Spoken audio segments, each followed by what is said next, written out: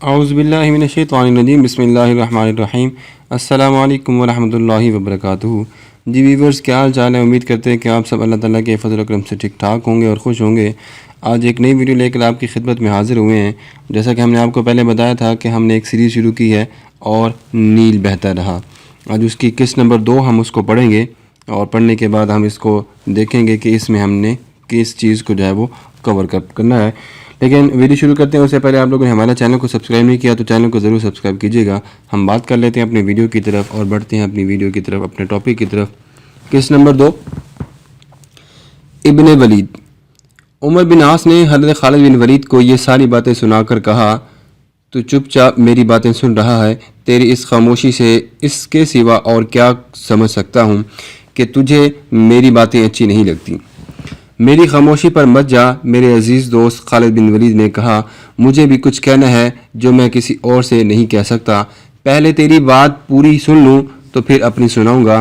میں نے بتایا ہے کہ نہ چند آدمی بھی میرے ساتھ تیار ہو گئے۔ عمر بن عاص نے کہا، ہم نے تجارت کو بہانہ بنایا اور چل پڑے، تجھے شاید حبشہ کا راستہ معلوم ہوگا۔ ہم یہاں سے چلے اور سمندر بحر کلزم کے راستے کے ساتھ ساتھ چلتے چلتے یمن میں داخل ہو گئے اور پھر عدن جا پہنچے۔ عدن کے قریب اس جگہ پہنچے جہاں سمندر بہت ہی کم چوڑا ہے۔ بڑی بادہانی کشتی پر ہم نے سمندر پار کیا اور پھر خشکی کا سفر شروع کر دیا اور پھر 3-4 پڑاؤ کر کے حبشہ کے دارالحکومت ادلیس ابابا پہنچ گئے۔ تجھے یہ اندازہ ہوگا کہ یہ سفر کتنا طویل ہے اور کھٹن بھی، لیکن ہم خیریت سے اپنی منزل پر پہنچ گئے۔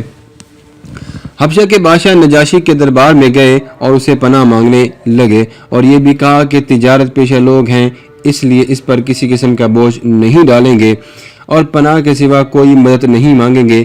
نجاشی نے بھی ہمیں شاہی مہمانوں کی طرح رکھا اور ہمیں ایسی رہائش مہیا کر دی جو شاہی خاندان جیسی رہائش تھی۔ مجھے ان باتوں کے ساتھ کوئی دلچسپی نہیں تھی۔ خالد بن ولید نے کہا، میں یہ سننا چاہتا ہوں کہ تم واپس کیوں چلے آئے اور اب کہاں کا ارادہ ہے؟ میں دیکھ رہا ہوں کہ تو اگر حبشہ سے ہی آیا ہے تو مکہ کیوں نہ رک گیا؟ مکہ پیچھے بہت دور رہ گیا ہے، کیا تو کوئی خاص بات مجھ سے چھپا رہا ہے؟ نہیں ابن ولید، عمر بن عاص نے کہا، تو میرا دوست ہے اور اہل قریش میں تجھے وہی برتر حیثیت حاصل ہے جو مجھے۔ میں نے مکہ سے روانہ ہونے سے پہلے تجھے نہیں بتایا تھا کہ میں یہاں سے حبشہ کے لیے ہمیشہ کے لیے جا رہا ہوں؟ یہ تو میں نے کسی کو بھی نہیں بتایا تھا اور اپنے ساتھیوں سے بھی کہا تھا کہ وہ بھی کسی کے ساتھ اس بات کا ذکر نہ کریں، لیکن اب دل میں ایسی بات آ گئی ہے کہ جس کے متعلق میں فیصلہ نہیں کر سکتا۔ اچھا ہوا کہ مجھے تو مل گیا۔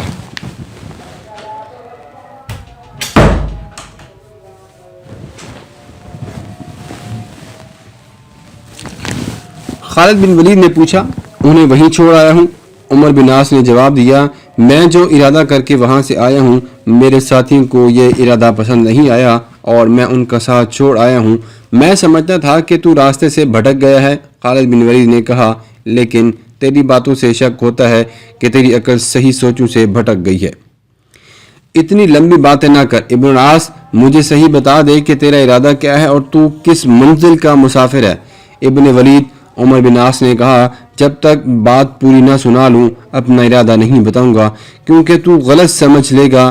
یہ تو تجھے معلوم ہے کہ ہمارے تاجر حبشہ جاتے رہتے ہیں، ہم وہاں تقریباً 1 سال سے ہیں۔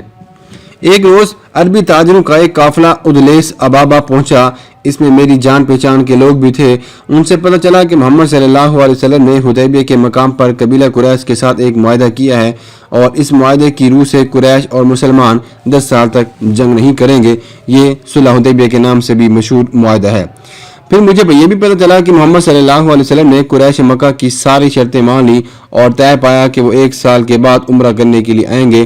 میں نے تسلیم نہیں کیا کہ ایسا معاہدہ ہوا ہوگا، لیکن تھوڑے ہی عرصے بعد مکہ سے آیا ہوا ایک اور آدمی ملا۔ اس نے بتایا کہ مسلمان اپنے رسول حضرت محمد صلی اللہ علیہ وسلم کے ساتھ 1 سال بعد عمرہ کرنے آئے تھے اور پرامن طریقے سے عمرہ کیا اور واپس چلے گئے۔ میں نے مکہ سے آنے والے اس شخص سے کئی اور باتیں پوچھیں تو میں اس نتیجے پر پہنچا کہ قریش نے مسلمانوں کا غلبہ قبول کر لیا ہے اور ان کی برتری کو بھی تسلیم کر لیا ہے۔ ابن ولید، تجھے میری بات اچھی لگے نہ لگے، میں اپنے دل اور دماغ کی بات کرتا ہوں کہ میں محمد صلی اللہ علیہ وسلم کے کردار کا قائل ہو گیا ہوں۔ اور سوچ سوچ کر میں اس رائے پر پہنچا کہ محمد صلی اللہ علیہ وسلم کا ستارہ اقبال کے عروج پر پہنچ گیا ہے۔ مجھے یہ بھی معلوم ہوا کہ مدینہ جا کر اسلام تیزی سے پھیل رہا ہے۔ پھر مجھے یہ بھی پتہ چلا کہ قریش مدینہ پر یلغار کرنے گئے تھے، لیکن مسلمانوں نے ایک نئی رکاوٹ سوچ لی اور قریش کی یلغار ناکام ہو گئی۔ مسلمانوں نے مدینہ کے ارد گرد خندق کھودی تھی۔ خالد بن ولید بھی اس یلغار میں شامل تھے اور انہوں نے گھوڑے سے یہ خندق پھلانگنے کی کوشش بھی کی تھی اور ناکام رہے، اس لیے وہ جنگ خندق کی ہر بات عمر ابن العاص کو سنا سکتے تھے۔ انہوں نے جنگ خندق کی پوری تفصیل سنائی اور مسلمانوں کے دانش مندی کو خراج تحسین پیش کیا۔ انہوں نے خندق کھود کر قریش کا حملہ ناکام کر دیا۔ پھر تو ہی بتا میرے عزیز دوست، عمر بن عاص نے کہا، میں مسلمانوں کے عسکری برتری کیوں نہ تسلیم کروں؟ میں نے یہ ساری تفصیل حبشہ میں سنی تھی اور میں اس نتیجے پر پہنچا کہ ہمارے اہل قریش کے پاس کچھ بھی نہیں رہا۔ میں اس خیال سے آیا ہوں کہ حضرت محمد صلی اللہ علیہ وسلم میں وہ عظمت موجود ہے جو ہمارے قبیلے کے کسی بڑے بزرگوں میں ابھی تک حاصل نہیں ہوئی۔ میں جنگجو ہوں، تو بھی جنگجو ہے، کیا ہم اپنے لوگوں کے ساتھ مل کر کہیں اپنے جوہر دکھا سکتے ہیں؟ نہیں، کبھی بھی نہیں۔ اب میں وہ بات کرنے لگا ہوں جو تجھے مشتعل کر دے گی اور ہو سکتا ہے کہ تو مجھے قتل کر دینے کے لیے تلوار بھی نکال لے۔ اپنے دل کی بات مجھ سے سن لے۔ خالد بن ولید نے کہا، تو اسلام قبول کرنے کے ارادے سے آیا ہے، کیا میں نے غلط کہا؟ خدا کی قسم تو میرے دل کا بھید پا گیا ہے، عمر ابن عاص نے کہا، لیکن میں اس ارادے کے باوجود بھٹک جاتا ہوں۔ اب خیال آتا ہے کہ میرا یہ فیصلہ صحیح نہیں، شاید میں اپنے قبیلے سے رشتہ توڑنا نہیں چاہتا، لیکن اپنے لوگوں کو دیکھتا ہوں تو افسوس ہوتا ہے کہ میں مسلمانوں کے خلاف کچھ بھی نہیں کر سکا، اور کہتا ہوں کہ وہ اسی قابل ہیں کہ مسلمان ان پر غالب آ جائیں۔ ابن الولید، مجھے بتا کیا میں ٹھیک فیصلے پر پہنچا ہوں؟ اگر میرا فیصلہ غلط ہے تو خدا کی قسم تجھے اجازت دیتا ہوں کہ میرا سر تن سے جدا کر دے۔ خالد بن ولید نے آسمان کی طرف منہ کر کے بڑا سا جاندار کہکا لگایا، پھر عمر بن عاص کی طرف دیکھ کر اپنے دونوں ہاتھ ان کے کندھے پر رکھے۔ اس وقت خالد بن ولید کے چہرے پر کچھ ایسی رونق تھی جسے جلال کہا جائے تو غلط نہ ہوگا۔ ابن العاص، خالد بن ولید نے عمر بن عاص کو کندھوں سے ہلکا سا جھٹکا دے کر کہا، تیرا فیصلہ برحق ہے۔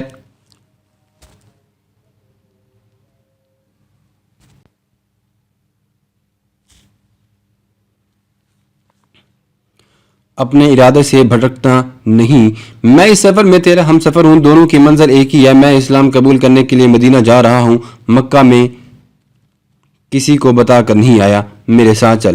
تاریخ لکھنے والوں کی شہادت موجود ہے کہ خالد بن ولید اور عمر بن عاص کو اکٹھے مدینے پہنچے اور رسول اکرم صلی اللہ علیہ وسلم کے حضور حاضری دی۔ یہ بتانا ممکن نہیں کہ ان دونوں کو دیکھ کر حضور اکرم صلی اللہ علیہ وسلم کا رد عمل کیا تھا۔ حضور اکرم صلی اللہ علیہ وسلم کے پاس اگر کچھ لوگ بیٹھے تھے تو ان کے دلوں میں یہ شک ضرور پیدا ہوا ہوگا کہ یہ دونوں اچھی نیت سے نہیں ہے۔ سب جانتے تھے کہ خالد بن ولید رضی اللہ تعالیٰ عنہ حضور اکرم صلی اللہ علیہ وسلم کے قتل کا ارادہ رکھتے تھے۔ اتنا تو ضروری ہی ہوا ہوگا کہ حضور اکرم صلی اللہ علیہ وسلم کی مجلس پر سناٹا طاری ہو گیا ہوگا، اور یہ دونوں کوئی عام قسم کے آدمی ہوتے تو اور بات تھی۔ سب ان دونوں کے متعلق جانتے تھے کہ انہیں اپنے اپنے قبیلے میں کتنی اونچی اور برتر حیثیت حاصل ہے۔ اچھا ہوا خالد بن ولید جلد بول پڑے اور محفل پر جو کھچاؤ طاری ہو گیا تھا وہ ختم ہو گیا۔ میں آپ کے دست اقدس پر بیعت کرنے آیا ہوں۔ اور خالد بن ولید نے رسول اکرم صلی اللہ علیہ وسلم سے کہا، میں دل و جان سے آپ صلی اللہ علیہ وسلم کی رسالت کو تسلیم کرتا ہوں۔ حضور اکرم صلی اللہ علیہ وسلم نے خالد بن ولید کے بیعت قبول فرمائی اور انہیں ہلکا بگوش اسلام کر لیا۔ پھر آپ نے عمر بن عاص کی طرف دیکھا اور مسکرائے۔ عمر بن عاص سرک کر حضور اکرم صلی اللہ علیہ وسلم کے قریب ہو گئے۔ میں بھی آپ کو اللہ کے رسول صلی اللہ علیہ وسلم تسلیم کرتا ہوں، عمر بن عاص نے کہا، لیکن بیعت سے پہلے یہ عرض ضروری سمجھتا ہوں کہ میرے پچھلے تمام گناہ معاف کر دیے جائیں، اور آئندہ محتاط رہوں گا، اسلام کے دائرے میں رہوں گا اور اپنے آپ کو گناہوں سے پاک رکھوں گا۔ مصر کے مشہور تاریخ نویس محمد حسنین ہیکل مختلف حوالوں سے لکھتے ہیں کہ رسول اکرم صلی اللہ علیہ وسلم نے عمر بن عاص سے کہا کہ گناہ معاف کرنے والا اللہ ہے، اور جو توبہ کر کے اسلام میں داخل ہو جاتا ہے اس کے پچھلے تمام گناہ اس طرح دھل جاتے ہیں جس طرح ہجرت سے پچھلی تمام مصیبتیں ختم ہو جاتی ہیں۔ آپ صلی اللہ علیہ وسلم نے عمر بن عاص سے کہا کہ وہ بیعت کر لیں اور اپنے آپ میں خود ہی تبدیلی محسوس کریں گے۔ اس طرح عمر بن عاص نے بھی اسلام قبول کر لیا۔ رسول اکرم صلی اللہ علیہ وسلم خالد بن ولید اور عمر بن عاص کو مکے سے جانتے تھے۔ آپ ان دونوں کی خوبیوں، صلاحیتوں اور کردار سے خوب واقف تھے۔ آپ نے ان دونوں کو اعتماد میں لے لیا، بلکہ مورخ تو یہاں پر لکھتے ہیں کہ حضور اکرم صلی اللہ علیہ وسلم نے ان دونوں پر بہت زیادہ اعتماد کیا، لیکن دونوں اس اعتماد پر پورے اترے اور اسلام کو دو عظیم سپہ سالار بھی مل گئے۔ چونکہ یہ داستان فتح مصر کی ہے، اس لیے ہم آپ کو یہ بھی بتاتے چلیں کہ ان سپہ سالاروں کا جو ذکر ہے وہ نمایاں طور پر ہم کریں گے، جنہوں نے فرعونوں کی سرزمین نے اسلام کے جھنڈے جنہوں نے فرعون کی سرزمین پر اسلام کے جھنڈے گاڑے تھے۔ ان سالاروں کے سپہ سالار عمر بن عاص تھے۔ فتح مصر کا خیال اور عزم عمر بن العاص کے دماغ میں ہی آیا تھا، اور انہوں نے امیر المؤمنین حضرت عمر فاروق رضی اللہ تعالیٰ عنہ کو قائل کیا تھا کہ مصر پر فوج کشی کی جائے۔ امیر المؤمنین رضامند نہیں ہو رہے تھے اور عمر بن عاص کی تجاویز کو ٹالتے چلے آ رہے تھے۔ آخرکار ایک روز وہ قائل ہو ہی گئے۔ یوں معلوم ہوتا تھا کہ جیسے عمر بن عاص مصر کو اس سلطنت اسلامیہ میں شامل کرنے کے لیے ہی دنیا میں آئے تھے۔ یہ ساری تفصیلات اس داستان میں تفصیل سے سنائی جائیں گی۔ ان تفصیلات میں کچھ دلچسپ ہیں، کچھ فکر انگیز ہیں، کچھ ولولہ انگیز ہیں اور کچھ دردناک بھی ہیں، لیکن جو حقیقت ہمارے سامنے کھل کر آتی ہے وہ قابل غور ہے۔ وہ یہ کہ اللہ جو کام کرنا چاہتا ہے اس کے لیے حالات خود ہی پیدا کر دیتا ہے۔ خالد بن ولید اور عمر بن عاص کا خود ہی رسول اکرم صلی اللہ علیہ وسلم کے حضور قبول اسلام کے لیے پہنچ جانا کوئی اتفاق نہ تھا۔ اللہ تبارک و تعالیٰ نے اسلام کو دو تاریخ ساز اور عظیم سپہ سالار عطا کرنے تھے۔ ان کے ہاتھوں رومیوں کی طاقت کو فنا کروانا تھا اور پھر عمر بن عاص کے ہاتھوں مصر کو سلطنت اسلامیہ میں شامل کرنا تھا۔ ضروری معلوم ہوتا ہے کہ عمر بن عاص کے متعلق ایک واقعہ بھی بیان کر دیا جائے، جسے زیادہ تر مورخوں اور بعد کے تاریخ نویسوں نے تاریخ کے دامن میں محفوظ کر لیا تھا۔ ان میں آپ کو ایک واقعہ بتاتے ہیں۔ واقعہ یوں ہے کہ عمر بن عاص تجارت اور سیاست کے سلسلے میں عراق، شام، فلسطین اور مصر تک جایا کرتے تھے۔ یہ ان کے قبول اسلام سے بہت پہلے کا واقعہ ہے کہ ایک بار عمر بن عاص چند اہل قریش کے ساتھ تجارت کے سلسلے میں بیت المقدس کے انہیں وہاں بہت دن رکنا پڑا اور انہوں نے شہر کے باہر ایک کھلی جگہ ڈیرے لا رکھے تھے۔ ان کے ساتھیوں میں سے ایک آدمی ہر روز اونٹوں کو چرانے کے لیے قریبی جنگل میں لے جایا کرتا تھا۔ ایک روز اونٹوں کو چگنے کے لیے جانے کی باری عمر بن عاص کی تھی۔ دن کا پچھلا پہر تھا اور وہ اونٹوں کو کھول کر لے گئے اور ایک پہاڑی کے دامن میں لے جا کر کھلا چھوڑ دیا۔ وہاں گھاس اور جھاڑیوں کی بہتات تھی اور درخت ہرے بھرے تھے۔ موسم گرمیوں کا تھا اور ان دنوں گرمی انتہا کو پہنچی ہوئی تھی۔ انہوں نے دیکھا کہ ایک آدمی پہاڑی سے اتر رہا ہے۔ اس کے اترنے کا انداز بتا رہا تھا کہ اس کی ٹانگیں لڑکھڑا رہی ہیں اور کسی بھی قدم پر وہ گر پڑے گا اور لڑکھڑاتا ہوا نیچے گر پڑے گا۔ وہ شاید زندہ بھی نہ رہے۔ عمر بن عاص ایک درخت کے نیچے بیٹھے تھے اور اس آدمی کو بڑی غور سے دیکھ رہے تھے۔ وہ آدمی پہاڑی سے تو اتر آیا لیکن اس سے چلا نہیں جا رہا تھا۔ کبھی وہ اپنے دونوں ہاتھ اپنے گلے پر رکھ لیتا اور کبھی وہ رکتا اور اپنے آپ کو سنبھالنے کی کوشش کرتا۔ وہ قدم گھسیٹتا، ڈولتا اور جھومتا عمر بن عاص تک پہنچ گیا اور گر پڑا۔ پانی! اس آدمی کے منہ سے سسکی نکلی، پانی! مر جاؤں گا۔ عمر بن عاص کے پاس پانی کا مشکیزہ بھرا ہوا تھا۔ گرمی اتنی تھی کہ تھوڑی تھوڑی دیر بعد پیاس لگتی تھی اور حلق میں کانٹے چبھنے لگتے تھے۔ اس لیے عمر بن عاص نے پانی کا مشکیزہ اپنے ساتھ رکھا ہوا تھا اور تھوڑی دیر بعد ایک دو گھونٹ پانی پی لیتے تھے۔ اس آدمی نے پانی مانگا تو عمر بن عاص نے مشکیزہ کھولا اور پھر اس کو سہارا دے کر بٹھایا اور مشکیزے کا منہ اس کے منہ کے ساتھ لگا دیا۔ وہ شخص اتنا پیاسا تھا کہ آدھا مشکیزہ پانی کا ہی پی گیا۔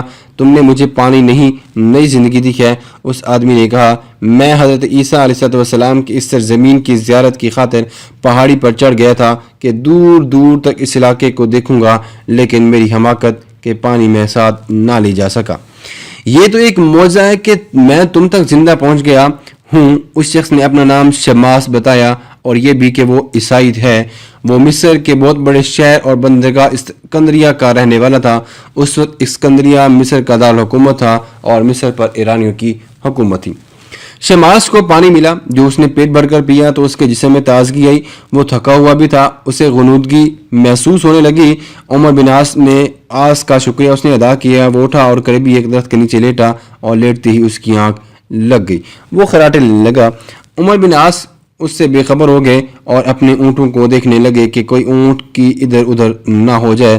انہوں نے ویسے ہی اپنا مشکیزہ دیکھا کہ اس پیاسے انسان نے اس میں کوئی قطرہ چھوڑا بھی ہے یا نہیں۔ मुश्किल से 2-4 घूंट पानी रह गया था। उमर बिन आस को दिली इत्मीनान महसूस हो रहा था कि उन्होंने एक प्यासे की जान बचाई है। वो शख्स जिसने अपना नाम शमास बताया था बैतुल मुक़द्दस शहर तक ना पहुंच सका। उमर बिन आस ने सोए हुए शमास की तरफ देखा तो उनके ओसान खता हो गए। एक बड़ा लंबा सांप जिसका रंग स्याही माइल था आहिस्ता आहिस्ता सोए हुए शमास की तरफ रेंगता आ रहा था। गर्मी की शिद्दत में सांपों में जहर बहुत ही तेज हो जाता है और फौरन ही असर करता है। सांप और शमास में 1-2 कदमों का ही फासला रह गया था। उमर बिन आस के इतनी जल्दी वहां तक नहीं पहुंच सकते थे। सांप को शमास तक पहुंचने से पहले मार डालते या भगा देते। इस जमाने में गदड़िए अपने साथ तेज और कमान जरूर रखा करते थे। तलवार और बर्छी भी उनके आसपास हुआ करती थी, लेकिन तीर और कमान को इसलिए ज्यादा जरूरी समझा जाता था कि मवेशी या भेड़ बकरियां चरती जंगल में दूर निकल जाया करती थी। कोई दरिंदा आ निकलता तो गदड़िए दूर से उसे तीर मार सकते थे। उमर बिन आस ऊंट चराने के लिए तो गए थे, इसलिए तीर और कमान भी साथ ले गए थे। उन्होंने सांप को देखा तो फौरन कमान में तीर डाला और सांप के सर पर तीर चलाया। फासला बहुत थोड़ा था, इसलिए तीर सांप के सर में से गुजरकर जमीन में गिर पड़ा। सांप वहीं लूटपुट हो रहा था और मर गया। उन्होंने शमास को जगाना मुनासिब न समझा। वो बड़ी गहरी नींद सोया हुआ था। कुछ देर बाद शमास की आंख खुली। वो उठ बैठा। सबसे पहले उसकी नज़र सांप पर पड़ी जो कि मरा हुआ था। वो उसे दूर हटकर उसे देखने लगा। उसने सांप के सर में गुजरा हुआ और कुछ जमीन में से गड़ा हुआ तीर देखा तो घूम कर उमर बिन आस की तरफ देखा। उसके चेहरे पर हैरत थी।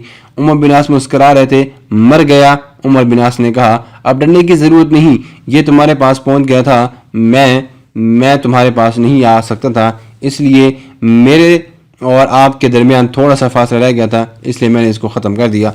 शमास ऐसा ऐसा उमर बिन आस के पास आकर बैठ गया। वो उन्हें देखता ही रहा जैसे उसकी ज़बान बोलने से आरी हो गई हो। उमर बिन आस भी उसे देखते रहे और मुंह से कुछ भी ना बोले। तुम मुझे इंसान नहीं लगते, शमास ने कहा। खुदा ने तुम्हें मेरी हिफाजत के लिए आसमान से उतारा है, कहीं तुम आसमानी मखलूक तो नहीं हो? खुदा की कसम इतनी ज्यादा हैरत की बात तो नहीं थी। उमर बिन आस ने कहा, इंसान ही तो इंसान के काम आया करता है। मैं आसमान से नहीं उतरा, मक्का से बगैर तिजारत के लिए आया हूँ और कबीरा कुरैश का बड़ा आदमी हूँ। मैं मिस्र के सबसे बड़े शहर सिकंदरिया का रहने वाला हूँ। शमास ने कहा, ये मत सोच कि मैं मिस्री हूँ, इसलिए तुम्हारे मुल्क अरब के रस्म व रिवाज से वाकिफ हूँगा। मैं जानता हूं कि मुल्क अरब में एक इंसानी जान का खून बहा 100 ऊंट है। मैं ये भी जानता हूं कि 100 ऊंटों की कीमत 1000 दिनार होती है। क्या मैंने गलत कहा? नहीं दोस्त, उमर बिन आस ने कहा, तुमने गलत नहीं कहा। अरब में एक इंसानी जान की कीमत 100 ऊंट ही है और ये कीमत इतनी ज्यादा है कि हर कोई इतनी कीमत नहीं दे सकता, इसलिए कोई किसी को कत्ल नहीं करता। लेकिन इंसानी जान की कीमत का ख्याल तुम्हें क्यों आया? ये मत पूछो कि मुझे ख्याल क्यों आया। शमास ने कहा, मैं तुम्हें अपने मुल्क ले चलूंगा। खुदा की कसम मैं तुम्हें 2 जानों की कीमत दूंगा। ये तुम्हारा हक है। जो मैंने अदा ना किया तो खुदा मुझसे नाराज होगा। ये नबियों और पैगंबरों की मुकद्दस सरजमीन है। मैं उनकी मुकद्दस रूहों को नाराज करने की जुर्रत नहीं कर सकता। लेकिन ये तो बताओ, उमर बिन आस ने पूछा, वो कौन से 2 इंसान हैं जिन्हें तुमने कत्ल किया है? और मैं कौन होता हूं जो खून बहा वसूल करूं? अरब के लोग इतने कम अकल तो नहीं होते जितने तुम लग रहे हो। शमास ने कहा, तुमने 2 बार मेरी जान बचाई है कि प्यास ने तो मेरी जान ले ही ली थी। तुम अगर कुछ ही देर और मुझे पानी न देते पिलाते तो मैं मर चुका होता। फिर तुमने मुझे उस इतने ज्यादा जहरीले सांप से बचाया। तुम तीर चलाने में जरा सी भी कोताही करते तो सांप मुझे डस लेता और मैं बेदार होने से पहले ही मर चुका होता। फिर बता, मुझे पर 2 जानों की कीमत वाजिब होती है या नहीं? उमर बिन आस बड़े मुअज़्ज़ज़ और बरतर खानदान के फर्द थे। उन्होंने शमास से कहा कि उनका इस पर कोई हक नहीं बनता। उन्होंने तो अपना फर्ज अदा किया है। मेरे अरबी दोस्त, शमास ने कहा, तुम नहीं जानते तुमने किसी की जान बचाई है। खुदा ने मुझे इतनी दौलत दी है और ऐसा रुतबा दिया है कि मेरे दोस्ताना ताल्लुकात शाही ख़ानदान के साथ और वहाँ के उमरा और हुकाम के साथ बड़े गहरे हैं और इन हलकों में मुझे बड़ी इज्जत की निगाह से देखा जाता है। मेरे पास यहाँ 2000 दिनार होते तो मैं तुम्हारा हक यही अदा करता। मैं तुम्हें सिकंदरिया ले चलूँगा और तुम इनकार नहीं करोगे। जहाँ तुमने मुझ पर 2 एहसान किए हैं, वहाँ तीसरा एहसान ये करो कि मेरे साथ चलो। आज की वीडियो यहीं तक है। یہ آج ہم نے بات کی اور دریائے نیل بہتا رہا، اس کی ایپیسوڈ نمبر 2 ہم نے مکمل اس کو تفصیل کے ساتھ دیکھا۔ ابھی یہ اقساط مکمل نہیں ہوئی، یہ تحریری سلسلہ ابھی جاری ہے، اور اس کی مزید تیسری اپڈیٹ، تیسری ویڈیو کے لیے، تیسری ایپیسوڈ کے لیے آپ ہمارے چینل کے ساتھ جڑے رہیں، چینل کو سبسکرائب کریں اور اس ویڈیو کو بھی لاسٹ تک دیکھیے گا۔ امید کرتے ہیں کہ آپ کو ہماری یہ کاوش پسند آ رہی ہوگی جس میں ہم نے بات کی کہ اور دریائے نیل بہتا رہا۔ نیکسٹ آنے والی ویڈیو تک اپنا، دوستوں کا، رشتہ داروں کا بہت سارا خیال رکھیے گا۔ اللہ نگہبان۔